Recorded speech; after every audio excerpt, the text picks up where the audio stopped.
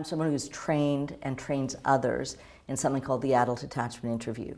Anybody coming in, often there is some biggish pot around relationship challenges, either in terms of early relationships with parents or ongoing difficulties either with romantic relationships, either starting them, holding them, finishing them in some way. So from that side, it is easy to use an attachment framework to help understand what's going on. And what this interview does is it opens it up and it puts on display where some of those pockets are. And it's because of that that I think it can save a huge amount of time in a psychotherapeutic treatment, because you're getting to some crux of the matter that otherwise you might be waiting for. It might come up, it might not come up. Our whole way of regulating feelings and thoughts is anchored in this attachment system. Can the child, or later the individual, turn to someone in times of distress? That being kind of the bottom line. If our attachment systems are satisfied, we're free to explore the environment. So that's why we see even within ourselves, if somebody close to us is sick, or there's a separation or a loss, really hard for us to concentrate on the usual things. And then we see that in children as well. You know, kids in foster care across the board often do very poorly, say, in some of the schooling that they have, even though we know that they're very, very bright. The attachment system has compromised their exploration system, right? Because the first step is survival, and that's what the attachment system can then offer. You first get some kind of orientation to the individual's childhood experience, where they grew up, who was around, did they have much contact with grandparents, so some kind of warming up scenario. And then a question that is meant to be somewhat unusual, which is to give me 5 adjectives or words that describe your earliest relationship, first with mother. You give the person a minute to think about them, and then you ask them why they chose the ones they did. And so what we're looking for here is very important in terms of the fit between the kind of overall semantic organization of one's thoughts and feelings with the episodes. So someone puts out there, it was warm, loving, protective, and then you say, okay, Elliot, when you described your earliest relationship with your mother as being one in which there was protection, or your mother was protective, do any memories or specific incidents come to mind? And for the individual who can't discern or just hears that, oh, this guy had a really loving mother, what we're looking for is something more specific. How was she protective towards you individually as the child? Is there, I don't know, I came home from school and she always had my favorite snack ready. We used to sit down together and talk about, friends or my homework, as compared to someone else who might say, oh, I used to go to the bottom of the garden and we had a shed there and I used to sit there and, figure things out on my own. And then there's a special question, which really surprises the unconscious, which goes like this. When you're upset as a child, what would you do? So again, we're looking for a fit. If you gave us these glowing adjectives and then when you're upset, you're on your own, or talk to the dog, that's a mismatch. That if it really was as warm and loving, you're going to need some evidence for what you say. So the other hallmark of the whole interview is around coherence. Does your story feel believable? So we're not looking for pure fluency.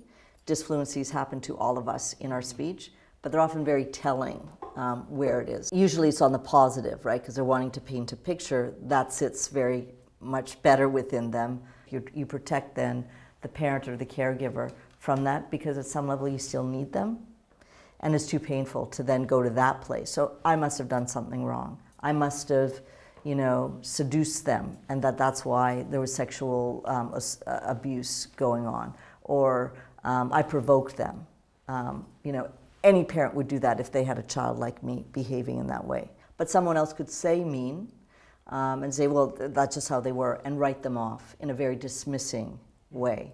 So both of those are high defenses. So the individual who chooses or says, I don't remember, is telling us something really important, right? So it could be that they really, really don't remember. They're not just saying they don't remember. They have the experience of nothing's coming up for me.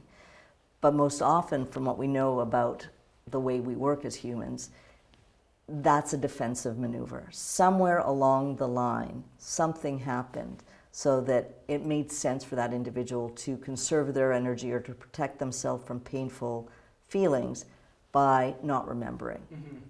And often those people, do fairly well in our society, but that is a dismissing, right? They're dismissing some important aspect of their experience. And at some level, that costs you in terms of flexibility, for example, in terms of affect or feeling states, because you are partitioning or cutting off the full range.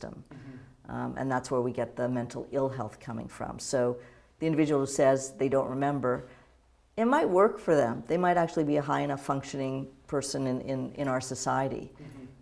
But we would think that through a therapeutic treatment or intervention, we could expose or broaden their capacity. So we'll tell you something like, when you're upset as a child, what would you do?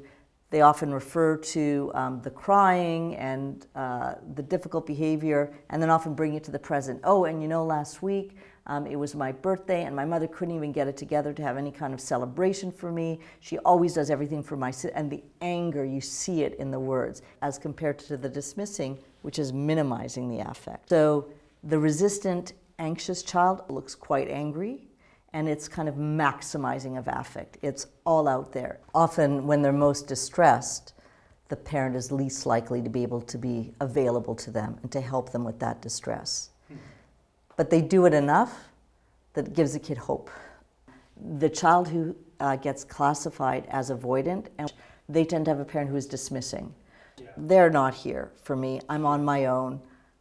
I'll take care of myself. So in terms of, again, if we go to defense mechanisms, so the avoidant child in the strained situation, parent leaves, they tend not to cry. And when parent comes back, they often crawl to the other side of the room to look for a toy and make it look like, I'm not bothered by the separation. But we know physiologically that if we take, say, a sample of their cortisol, it's high, right? So by 9 months, it's quite an amazing thing. By 9 months to 12 months of age, these babies have already learned how to show one thing on the outside and yet internally a very different set of experiences, right? Like, it's just not worth me displaying my distress. And then we also ask about losses, we ask about separation, and abuse, both physical and sexual, because we can't rate the degree to which someone's resolved any of those issues unless we know that they really happened. The piece that comes into the adult attachment interview that I think has, some of the most powerful therapeutic, the tool set, or gives us the most, are the two questions that are aimed at delivering something around reflective functioning. So one of them is, why do you think your parents behaved as they did during your childhood? And the second one is, do you think your childhood experiences have had a role to play in your adult personality? We're not looking for Pollyannish, leave it to beaver kinds of families. We're looking for the person to be able to think and tell us about those experiences in a way that's coherent. So some of the most compelling, the highest reflective functioning scores we get are for those individuals who've suffered adversity. Because it's kind of like that irritant in a pearl, There was something they needed to do to figure out relationships, and then they can demonstrate that they've done that. So one of the newish areas that our Center for Attachment Research at the New School has been going, you stand people in front of a mirror, you video film their responses, and you ask them what they see. Do you like what you're looking at? Do you like what you're wearing? If your mother was standing here, what would she say? If your father was standing here, what would he say? Do you feel the way you think about your body is influenced by mother, by father? So a whole set of questions, and we're looking importantly at both the verbal, the content, but the nonverbal as well. How they hold their body, facial expression, all of those parameters. And we did that alongside the adult attachment interview in our first study. If you were securely attached, you had a better representation of your body, you were more coherent, you had more positive representations for both mother and father, and a better overall body esteem. If you were avoidant, or in our dismissing classification for the adult attachment interview, your mirror interview conveyed that as well. And often quite superficial, not a lot of reflective functioning going on, and often an attempt to kind of live up to the ideals in our kind of cultural media society. Also the same if you are preoccupied, angry in terms of the adult attachment interview, or unresolved. Then we took those individuals and we put their toddler girls in front of the mirror. The first study was with just female toddlers, and we found a really interesting connection. If the mother was securely attached, the baby was able to look at their own image and look away. If the mother was dismissing on the adult attachment interview, the baby did not want to look at their own image. And if the mother was classified as preoccupied on the adult attachment interview or unresolved with regard to loss or trauma, the baby couldn't stop looking, as if they were looking for something in that image to connect with. You know, the attachment interactions, you know, minute by minute, hour by hour, day by day, build something that then gets internalized, both in terms of expectations about relationships, but parts of the body that also take on some aspects of those relationships. We get people, for example, who say, yes, you know, my mother always, you know, encouraged me to be physical and, you know, complimented my body. And they're standing there like this, holding themselves, right? So we're looking at that interplay between, you know, what they say and other aspects. The whole field, I think, is beginning to take more of an appreciation to the way in which we represent our bodies and in connection to mental health and attachment. I think the piece with the body and how the clinicians move in treatment and how that blends with the verbal piece is going to be a huge kind of new opening. We're doing a little bit of work on that by coding clinicians' body. What do you think? Any hints of anything? I know it's probably too early. But Well, I think there's something around the coalescing. When there's coherence in what they say with how they're moving, it goes a long way. I think whatever interpretation you might have, if you do it in a way that your body is supporting whatever that message is, it goes way further. Neutrality conveys, I'm not that interested, right, as compared to tracking and, you know, rupture and repairs, right, because it teaches us what we need to do to bring the person back close to us. But I think the neutral face often can convey you're not interested. And so you need an open enough stance that invites the person to meet you somewhere where you are, right? Something you've said has created a reaction in me. So I think the pure poker face isn't going to go very well, or the too animated, right? You know, or the because I think sometimes then it feels like, oh, I shocked you with that, or you know that was too much for you to absorb. I will refrain then from expressing, you know, that deep piece. And then there's the other side of the continuum. Do you laugh? Or how hard do you laugh with a patient who's very funny? So poker face is just dumb. Is just a bad idea. But and our classical psychoanalysts started with that as the blank slate, right? That only onto that canvas can the patient express themselves. And I think now we know that that's not true. You need some kind of back and forth, co-created, shared experience for this all to work. So I think that's one of the messages in our work, is how much is there to be gained from using some of these assessments in clinical contexts and then developing a therapeutic technique based on them. So I think what you would be doing in a therapeutic intervention is trying to get the person to put themselves, for example, in their parents' shoes and think about the thoughts, feelings, and intentions that they had when they were parenting you. And from there, that going over the ground, that level of exploration, I think you can help promote reflective functioning. And whether some memories then start to come back or not, who knows? But the orientation to future relationships or current relationships in that particular way is where the therapeutic action is. Maybe it all went this way because of that, or maybe because of this, or what were the possibilities?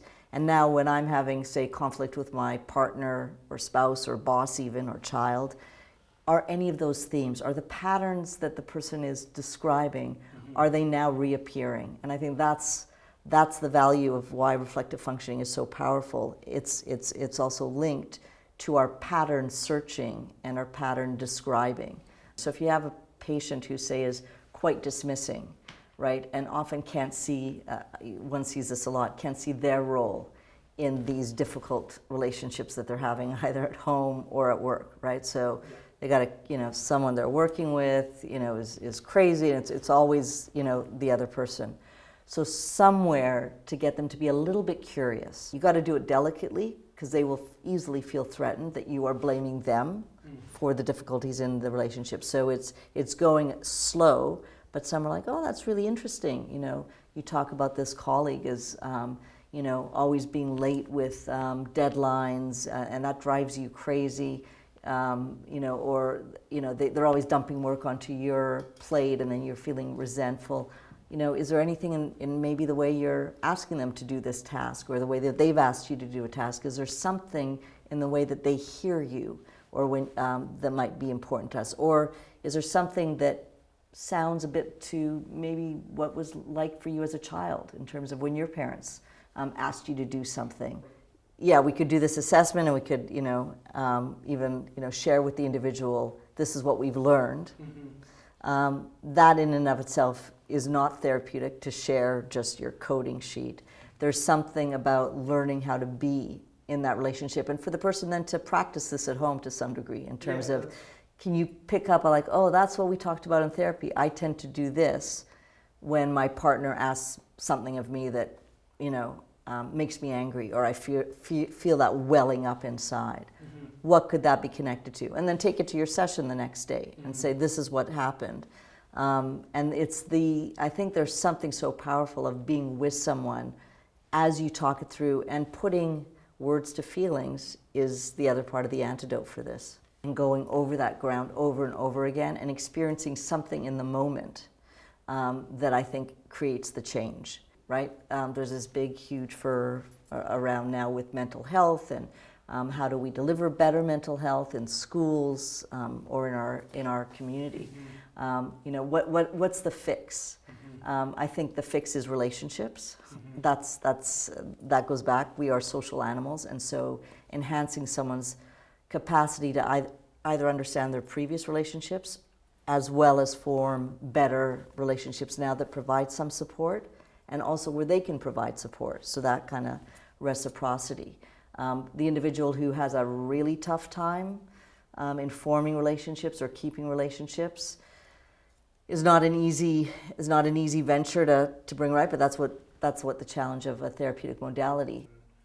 So I think there is a lot of work for us in terms of movement and where we might go, because we're also within our psychodynamic framework under siege, given how big the problem around mental health is right now in 2022. So how many people are we really going to reach with our individual treatment modalities? So we developed this group attachment intervention, trying to get at a group. But the onslaught of all of these digital interventions are, we're going to have to do something with. Do we say, well, okay, maybe we join forces and at least infuse them with our psychodynamic understanding, so that at least there's some of that, rather than sitting in our ivory tower and saying, no, we don't do that. We only do individual work, certain frequency a week, and don't go out and say to the community. So I think that's the risk. We could do that, but we're not going to be here for very long if we do that. And maybe that's what we're destined for, very kind of pessimistic.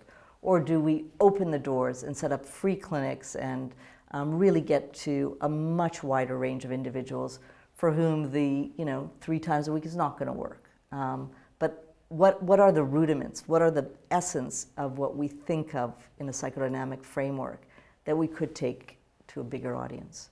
I think right now, there's so many places that we could go. So for example, curriculum in schools that promote empathy or have an anti-bullying kind of component, which is what, infusing empathy all across the curriculum could go very, very far, rather than just the cognitive test-taking piece.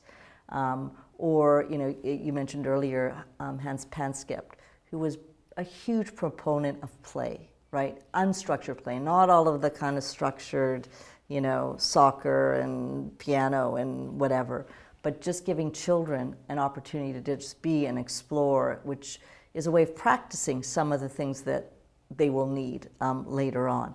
but for all of us to be in that kind of more playful, pretend kind of mode. At no time of life are we impermeable to experiences that could change our attachment. So that's good or bad, right? So for those of us who might have had the benefit of a secure attachment context early on, bad things could happen, could topple you, or the business that we're in, which is the change business, people who had challenging early histories, that we feel there's always a potential for writing that. And as human beings, we have this amazing self-writing capacity, right? We're always gearing towards getting more on that, whatever that normative, typical trajectory is.